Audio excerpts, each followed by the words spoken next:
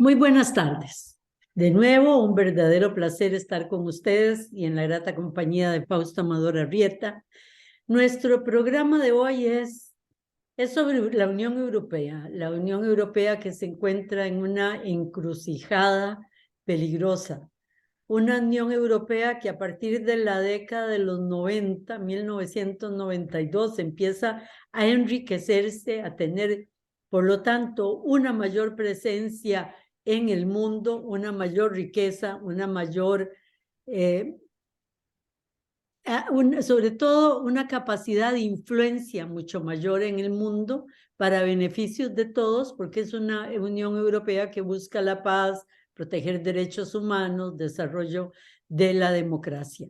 Sin embargo, bueno, y dentro de eso, la Unión Europea es parte de la OTAN desde 1948, que es la alianza del Atlántico Norte para defenderse contra el peligro de Asia-Pacífico, de Rusia, del mundo comunista.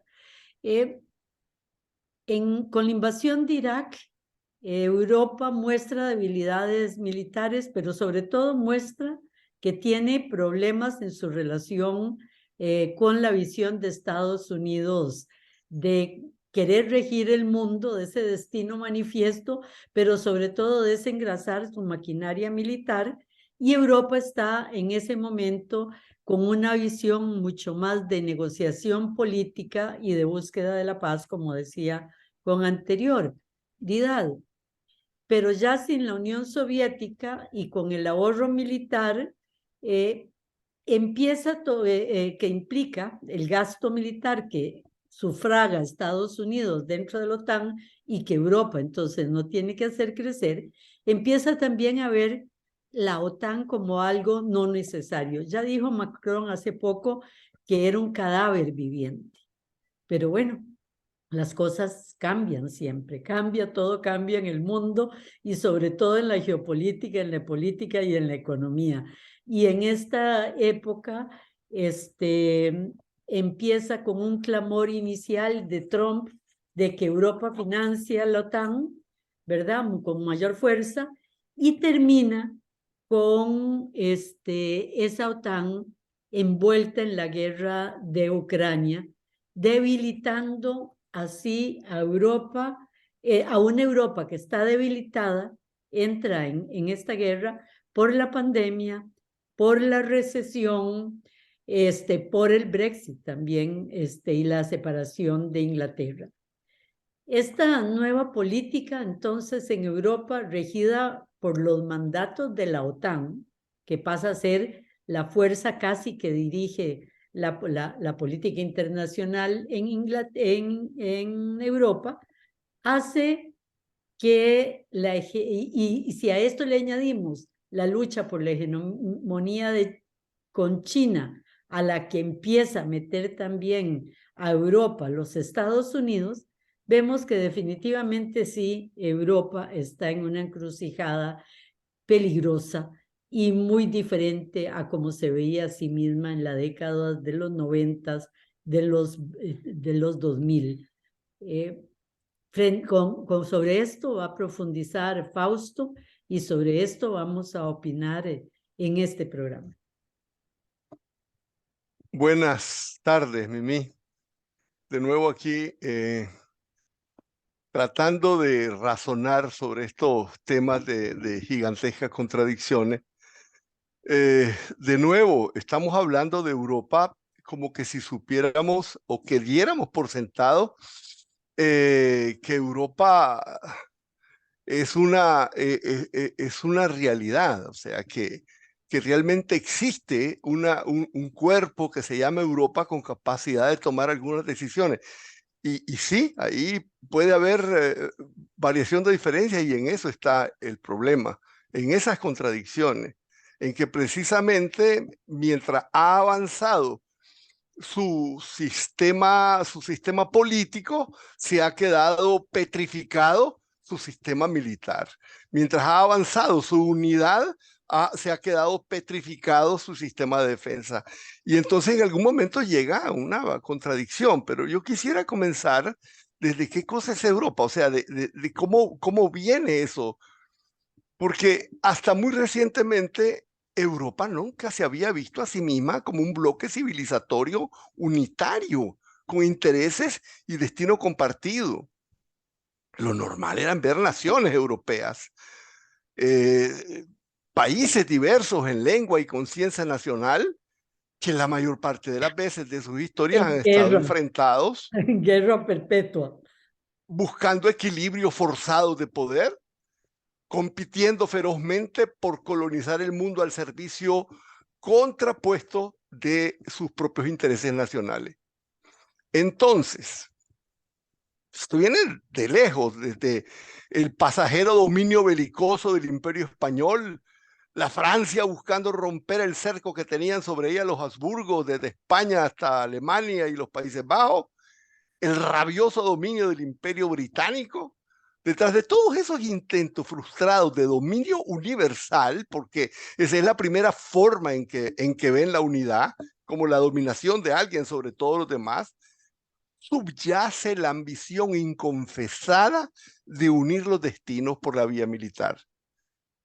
Sobran pensadores nostálgicos de la unidad creada por el Imperio Romano, el Imperio Germánico, en fin, esa nostalgia unificadora basada en la ideología cristiana se reconoce desde el comienzo del Renacimiento, en donde se ve a sí misma con sustratos de valores comunes, historias compartidas, casas reales emparentadas. Es decir, se identifican fuerzas ancestrales que señalan un destino común. Frente al resto del mundo, sobre todo. Frente al mundo. Exacto, definiéndose frente al mundo. Que se pueden detestar entre ellos, pero se definen frente al resto. Exacto, esa sensación de imaginario colectivo europeo. Y aunque en un primer momento la revolución industrial benefició fundamentalmente la expansión del Imperio Británico, su impulso económico y social transformador equiparó los protagonistas sociales modernos. Y eso es muy importante saberlo, porque de esas raíces nace la genealogía ideológica del europeísmo. Qué difícil decir todas esas palabras, pero es así. Hay dos grandes tradiciones, y la primera fue la revolucionaria, yo no puedo dejar de hablar de esto. Los socialistas utópicos, Proudhon, Bakunin, el revolucionario Marx del Manifiesto Comunista, ahí está, me vi tentado casi de citarlo, pero no lo voy a hacer. Y la primera internacional obrera, todos ellos asignan al capitalismo fuerza unificadora europea y otorgan o asignan al proletariado industrial el protagonismo de esa gesta civilizatoria. Esas visiones revolucionarias construyen la primera gran unidad de, por lo menos, fraternidad europea, todavía no política. Toma la forma de grandes centrales obreras que vinculan sus intereses para emanciparse socialmente como un fenómeno internacional europeo. Proclaman fraternidad entre las naciones por encima de egoísmos nacionales y advierten contra los egoísmos nacionales por primera vez en la historia. Advierten que ellos son las carnes de cañón. Ellas son las que en Inglaterra, Francia y Alemania impulsan y perfeccionan las instituciones democráticas. Las instituciones democráticas verdaderamente nacieron por la lucha obrera. No nos olvidemos que el voto universal masculino, el voto secreto, fueron grandes conquistas democráticas producto de las huelgas inglesas del movimiento cartista. Que se llamaba así por la famosa carta al pueblo, al Parlamento británico. Por eso, al calor de la revolución industrial, nace la organización obrera y por primera vez en la historia humana surge una expresión política de intereses plebeyos que se sienten hermanados por encima de nacionalidades. Es el primer impulso unificador de una sola Europa y se llama socialdemocracia. Reclama tareas sociales a los estados, se asigna el deber sacrosanto de no apoyar las guerras, a sus patrias en las guerras. Bueno, hermoso sueño que se rompió en pedazos cuando cada central obrera terminó decidiendo defender a su patria en la Primera Guerra Mundial. Pero es interesante porque ese pensamiento internacionalista por primera vez contempla a Europa como unidad identitaria y se produce en contradicción con el desarrollo de los exuberantes nacionalismos, o sea, nacen al mismo tiempo. Yo lo digo porque vamos a volver a ver lo que es lo que está ocurriendo ahora. Porque el nacionalismo bélico y colonialista fue hijo de las mismas fuerzas que impulsaban la unidad europea. La misma expresión, Mimi, Estados Unidos de Europa, surgió de la Revolución de 1848. Bueno, esa es la gran realidad. De cambio, ¿verdad? En que conviven, Sí, los conviven las contradicciones. Yo creo que los cambios en la historia se han caracterizado por ser caminos que se abren vos lo dijiste, encrucijadas, en contradicciones. Hubo otra tradición moderada de europeísmo que hizo hincapié en la construcción de andamiajes institucionales, políticos y económicos para construir Europa. Nació junto con los mismos procesos que ocurrían en esos momentos. Esa Europa no podía realizarse en esos momentos. No podía sostenerse porque era precisamente el momento en que se constituían los estados liberales nacionales europeos sobre el principio fanatizado de la nacionalidad. Es increíble, la nacionalidad nació al mismo tiempo que la internacionalidad. Bueno, con todo y eso, los grandes imperios coloniales contradecían todos los enunciados éticos cristianos y terminaron en una guerra. Y ahí, esa guerra marcó el principio del fin de la era europea del mundo. Por lo menos de esa era europea. Después de la guerra del 14, ya Europa no era centro político de nada. Ni el centro económico del desarrollo de las naciones, ni el centro cultural, ni siquiera, para decirlo, el centro del dinamismo económico. Decía un conde austríaco, famoso porque era un gran europeizante, que el mundo se había emancipado de Europa. De ser el centro del mundo, Europa pasó a ser una de sus tantas periferias.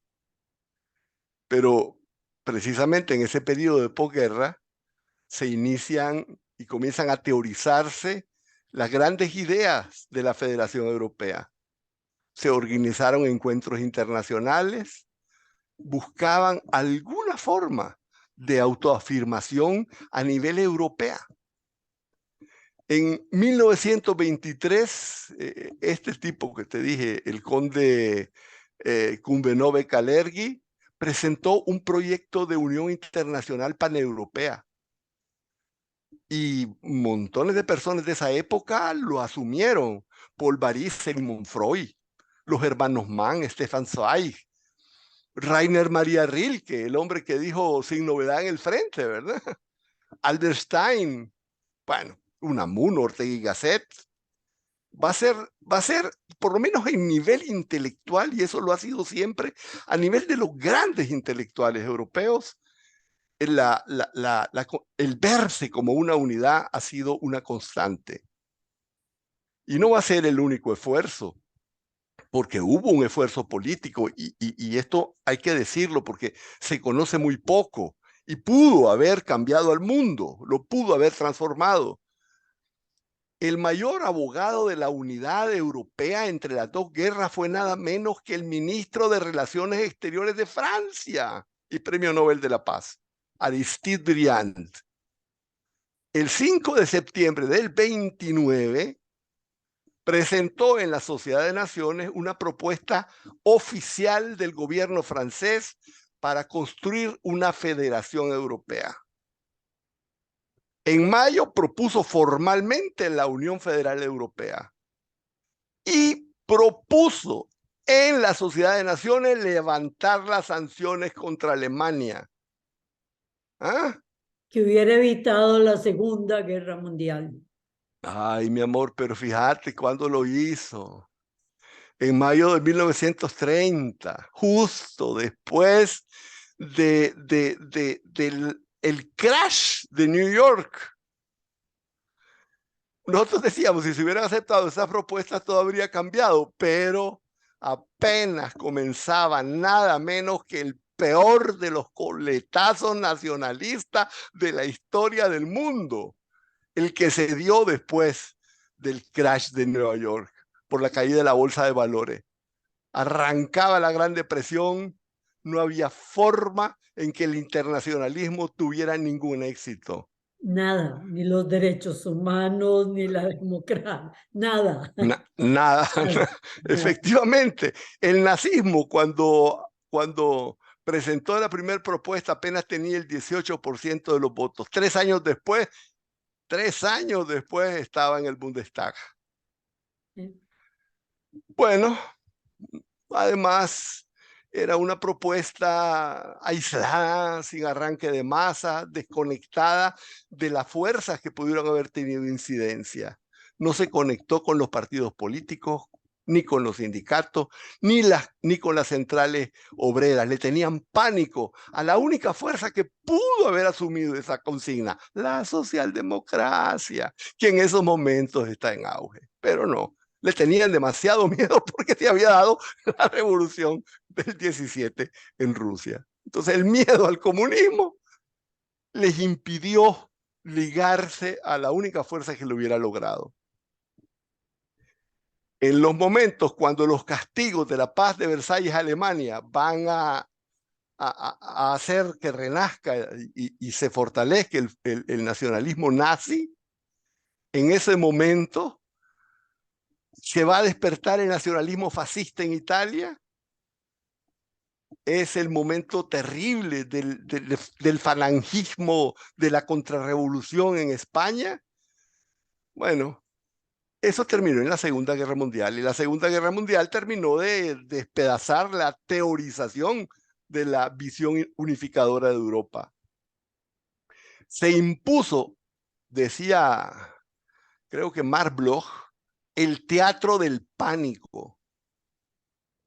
Era un pavor de la pérdida de centralidad de Europa.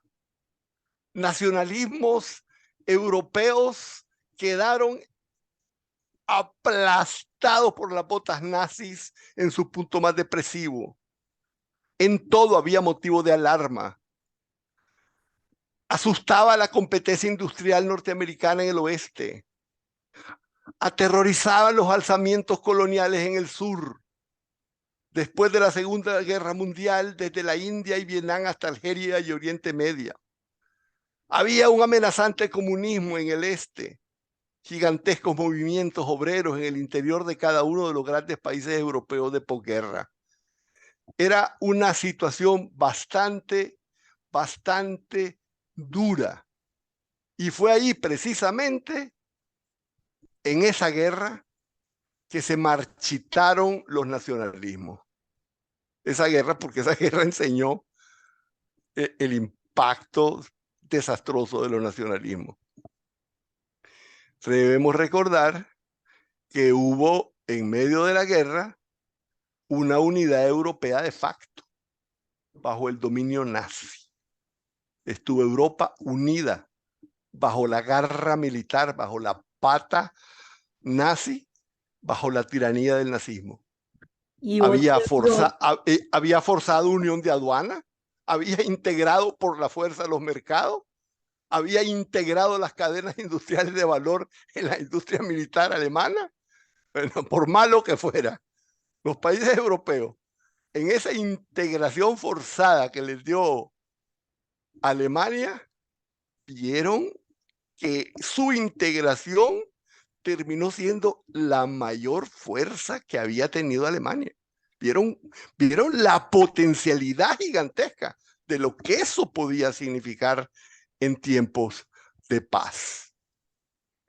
Y por el Y otro bueno, lado también se dio la unidad de la resistencia civil en los por pueblos, supuesto, ¿verdad? por Que también supuesto. creó una relación, redes en los distintas naciones de resistencia. Y Es correcto, solidaridad. y todos los, de hecho, todos los grandes constructores de la unidad europea van a haber surgido de esa resistencia. Y mira, Mimi, las grandes personalidades, fue curioso, porque yo te lo voy a mencionar solo como un dato curioso. Las grandes personalidades de la unificación europea eran personas que habían nacido en fronteras. Todos eran personas que habían nacido en zonas que habían a No es veces dato estado a un curioso, lado y a veces estado en otro. no es dato curioso. Es decir, en la frontera sos un poco de allá, no De soy de aquí y de aquí allá. ni soy de allá, ¿verdad? Sos de Sí, sí, frontera. sí. Sí, yo no quise ahondarme porque estuve leyendo y resultaba que cada uno de ellos, de Gasper y el otro, el Naumann, es decir, cada uno de ellos, Monet, o sea, cada uno de ellos había estado en una zona que antes había sido alemana, después francesa, antes austríaca, después italiana, en fin, todos habían sido eh, seres de las fronteras. Digamos que en las fronteras están las esperanzas. Bueno, el fin de la Segunda Guerra Mundial encontró tres fenómenos determinantes que van a condicionar el futuro de la idea, por lo menos, de una Europa que asuma intereses propios, comunes y supranacionales. Primero, la destrucción generalizada de las economías e infraestructuras de los países que salían de la guerra. Segundo, la irrelevancia. La irrelevancia. Europa. Eso es la irrelevancia nacional es una fuerza tremenda por la unidad. O sea, frente al dominio geopolítico total de Estados Unidos, la irrelevancia fue una inspiración europea hacia la unidad. Y el tercero, el surgimiento de la Unión Soviética, que Eso. condicionaba la división del mundo en bloques opuestos y que precisamente, desdichadamente, en Europa partía en dos a los países europeos, acentuando la condición subordinada y, e irrelevante. Unos sometidos a los Estados Unidos, los otros a la Unión Soviética.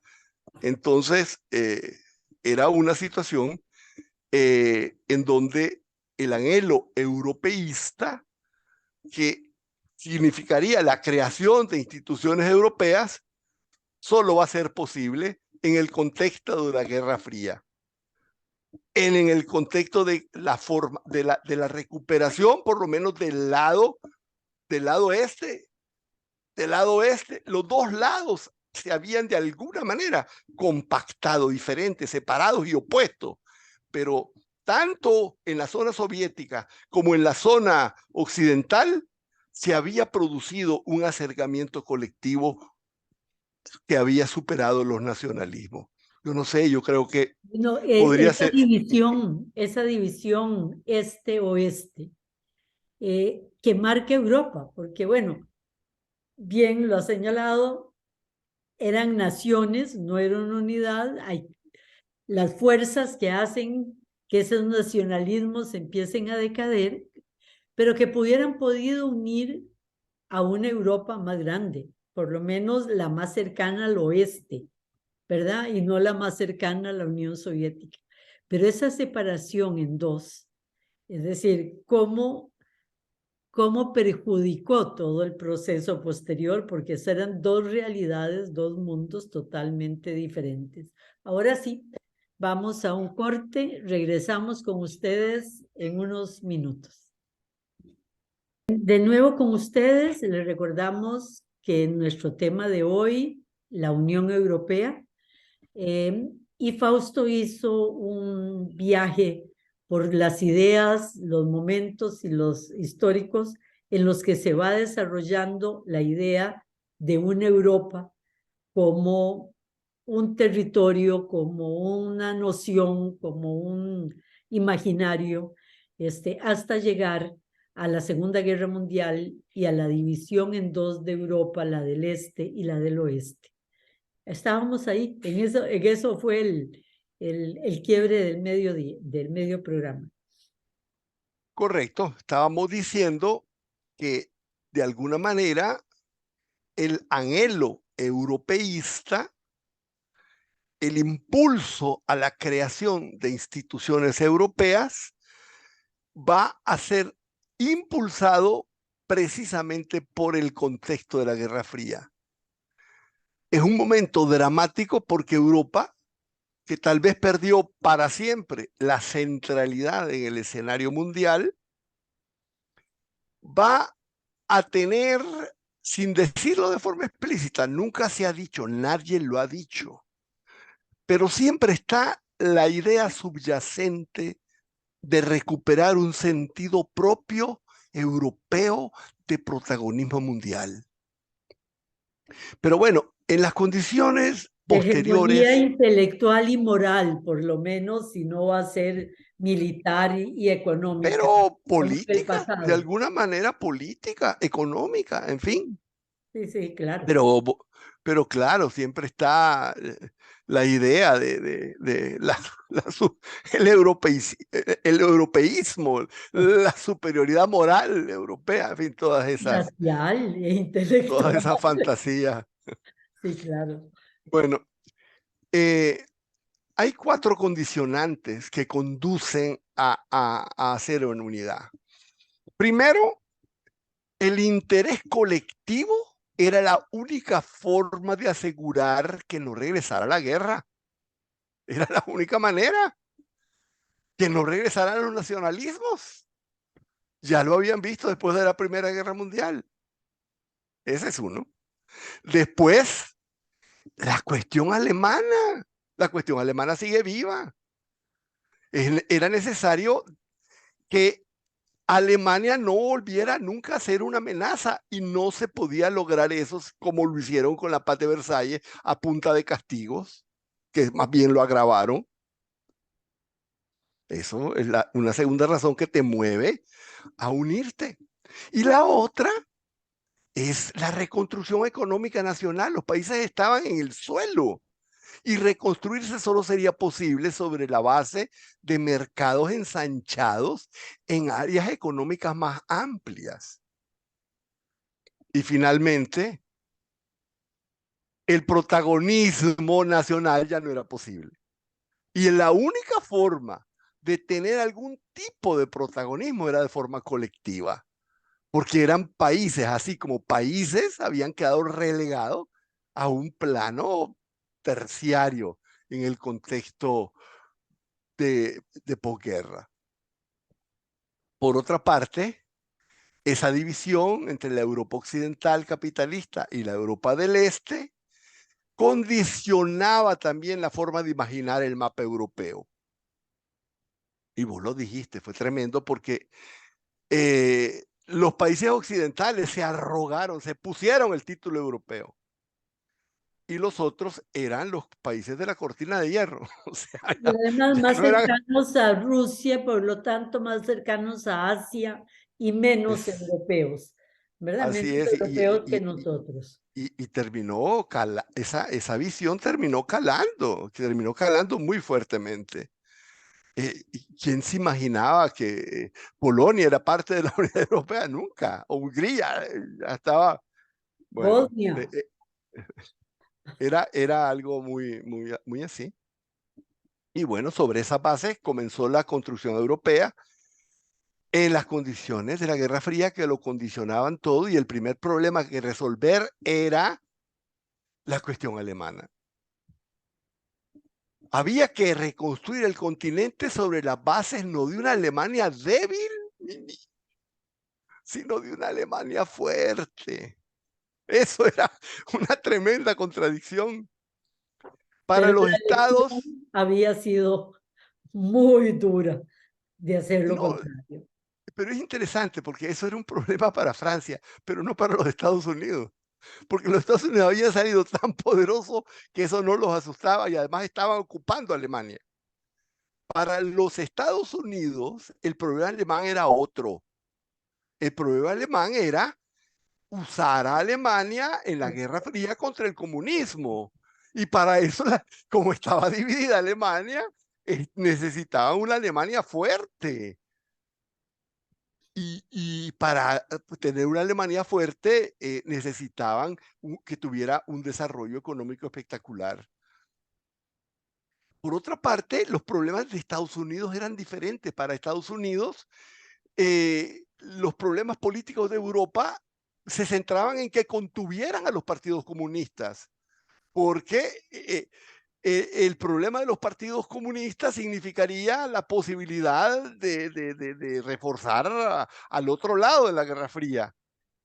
Y entonces se necesitaba que los países europeos también crecieran para poder atender las demandas sociales, porque sin atender las demandas sociales, era imposible detener el crecimiento del comunismo. Y entonces vamos a ver el auge del Estado social de derecho de posguerra vinculado al condicionamiento de la Guerra Fría. Vas a ver que en Estados Unidos no tuvo ningún desarrollo el Estado social de derecho en ese periodo, en absoluto. No tenían ese aliciente de la competencia comunista que había en Europa. Para los Estados Unidos necesitaban que Alemania despegara, necesitaban que los otros países estuvieran socialmente sólidos, que pudieran tener un elemento de paz social que les permitiera cierta estabilidad en su lucha contra la cortina de hierro. Francia era otra cosa. Para Francia, una Alemania recuperada los aterrorizaba. Francia había sido atacada e invadida por Francia 3 veces, por lo menos. En 1871, en 1914, en 1939. O sea, si de Francia hubiera dependido, habría dejado a Alemania como exportadora de materias primas. Pero Alemania, que partía de la posguerra en una posición de inferioridad, necesitaba integrarse a la comunidad europea. Inglaterra, por su parte, ella se sentía parte de los Estados Unidos. Churchill promovía a los Estados Unidos de Europa, pero él no se sentía dentro de eso. Es decir, las necesidades de este tipo van a llevar a una visión comunitaria que tenía como base fundamental consolidar el bloque europeo occidental. Y Francia encontró la salida bajo la idea genial de Jean Monnet, que fue crear una unidad supranacional para gestionar una de las razones de mayor enfrentamiento entre Francia y Alemania, la producción del acero. Y eso va a poner fin al conflicto de intereses nacionales. Y eso va a ser el inicio de la Unión Europea. Ok.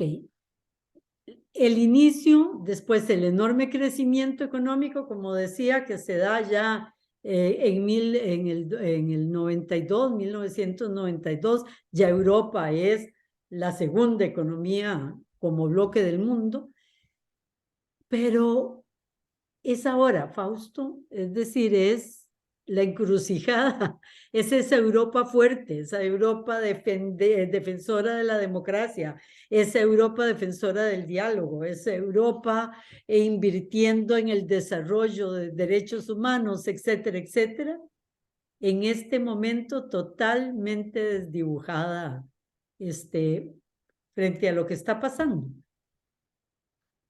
Es que, vamos a ver, el gran desarrollo de Europa, de la Unión Europea, incluso en su propia conformación de países que pasaron de 6 a 27, incluyendo ya la salida del Reino Unido en estos momentos, va a estar determinada por la caída del muro de Berlín. Va a estar determinada porque ya hay una superación de ese obstáculo. Y entonces eso va a ser determinante. Es el 92 que se firma el Tratado de Maastricht. Es ahí que se da una nueva estructura institucional, moneda común, política exterior, defensa a nivel europeo, pero hay más elementos que van a producirse en ese periodo. Se crea la ciudadanía europea, se crea el pasaporte europeo, permite circular y residir libremente en los países de la comunidad. Todo eso se produce en las condiciones posteriores a la caída del muro de Berlín. Bueno, ese rasgo determinante tiene un elemento adicional y esto nos va a poner exactamente donde estamos. ¿Cuál es? La creación de un mercado mundial globalizado. Porque cuando a ese mercado globalizado se suma el proceso de apertura económico de China, los países ya de esa Unión Europea comienzan a ver sus industrias que se comienzan a deslocalizar hacia China. Y mucha de esa estructura productiva se va para China. Eso le permite a Europa un tremendo crecimiento y una integración económica creciente con un país que no había sido hasta entonces parte de la dinámica económica europea. Mientras tanto, el formidable progreso de los principales países de la Unión Europea se vinculó directamente con China. Decenas de miles de empresas europeas están ya asentadas en China. Y China es desde 2014 el principal socio de la Unión Europea. De Alemania tiene casi el doble de intercambios comerciales. Y China se está convirtiendo además en el principal impulsor o por lo menos origen de inversión extranjera directa.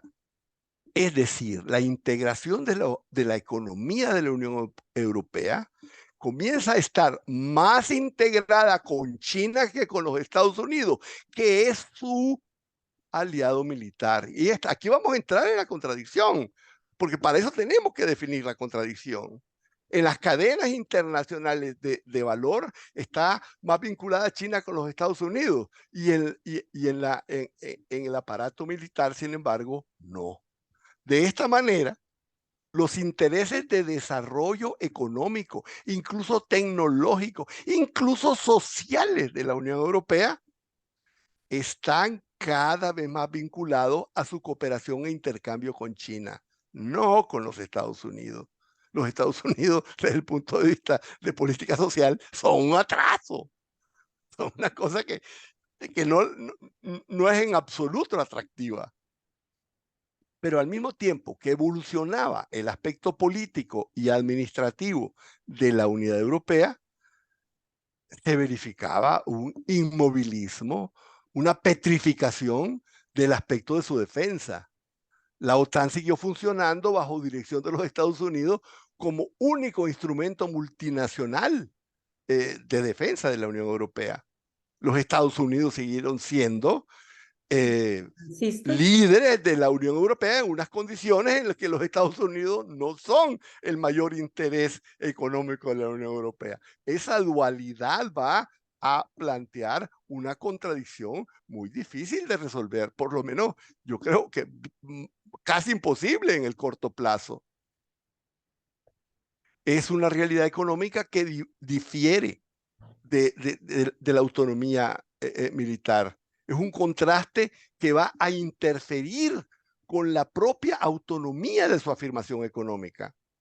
Y en última instancia va a ser determinante para decidir si Europa, en este caso la Unión Europea, tiene un peso internacional autónomo, porque de eso es lo que estamos hablando, de si va a tomar una posición autónoma en estas contradicciones, porque además de la caída del muro de Berlín, que fue un Zeitwende, un giro de tiempos, se está produciendo otro Zeitwende, porque la caída del muro de Berlín significó un mundo unipolar bajo la égida hegemónica de los Estados Unidos.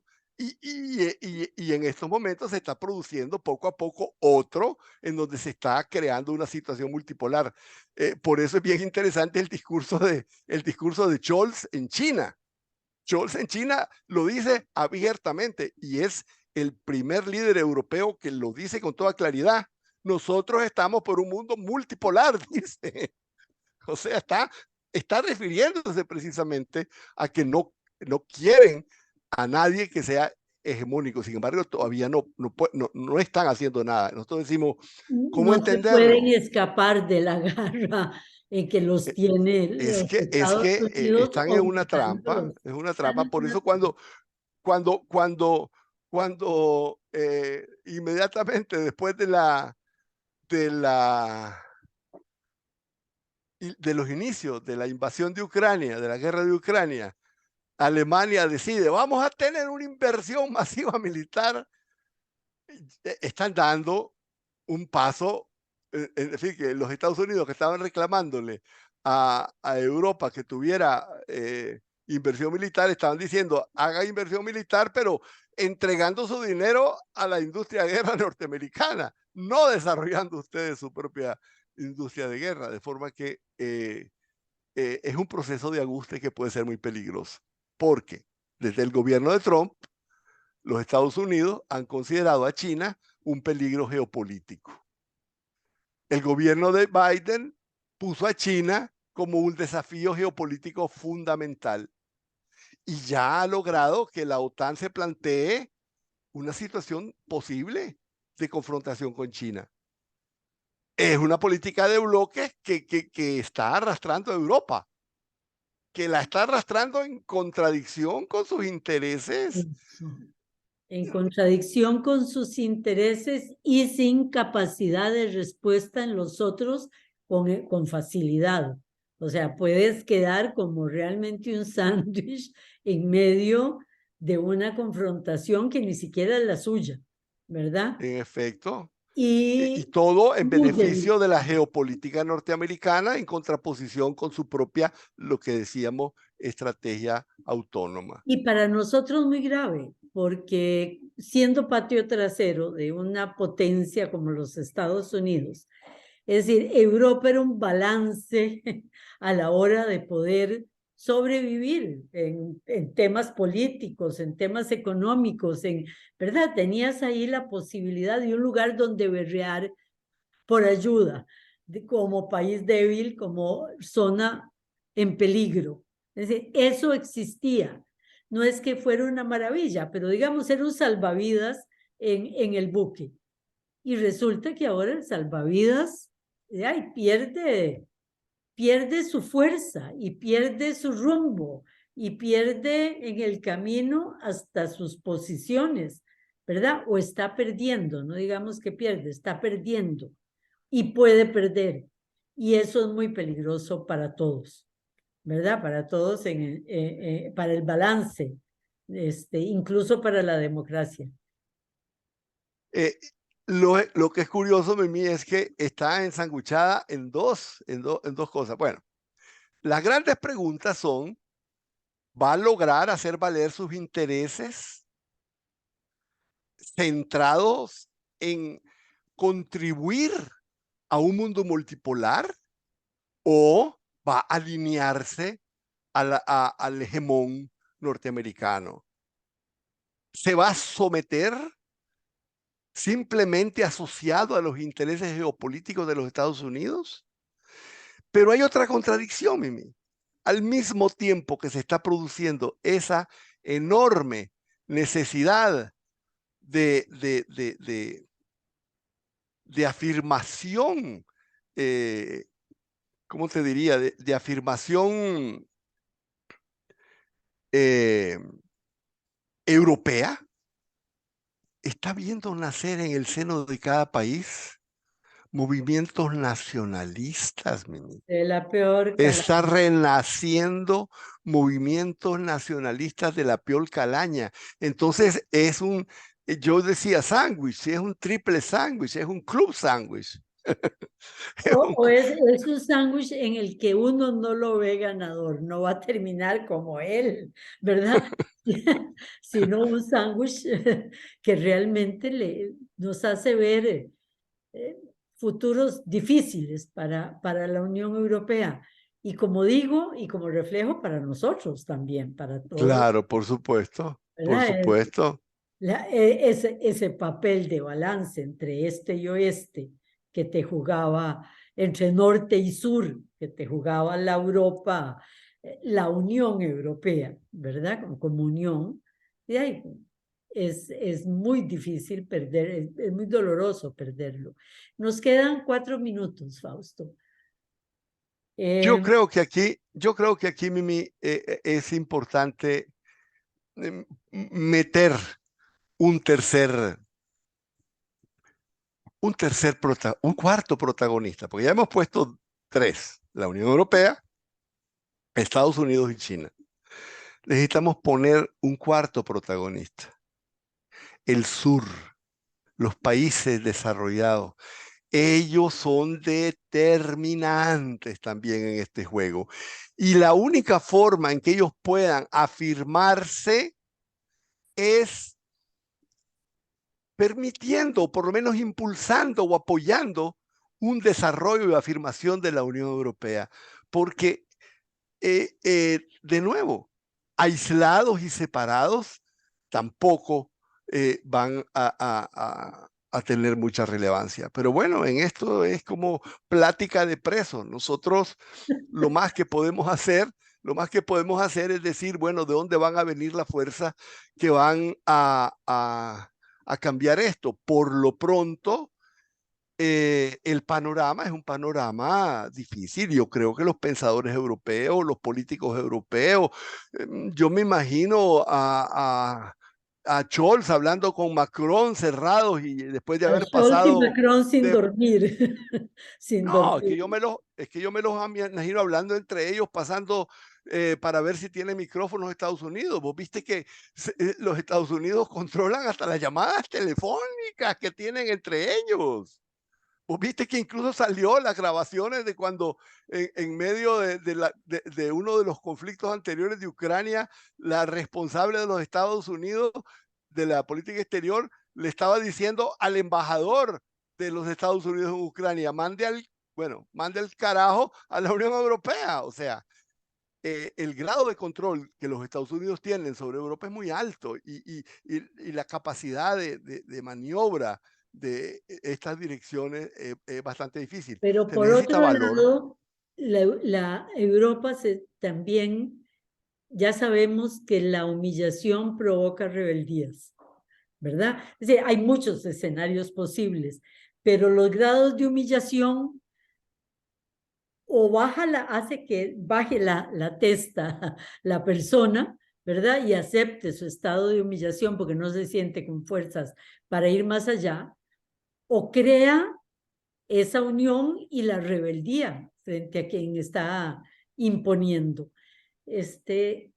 No sabemos, porque Y también luego están los pueblos, están los las masas pueblos populares, y están que son los que van a recibir los impactos de una alineación en sus estándares de vida, que también ellos son protagonistas.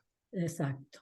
Y además está el otro riesgo para Europa, que no es solo su relación con China, ¿verdad?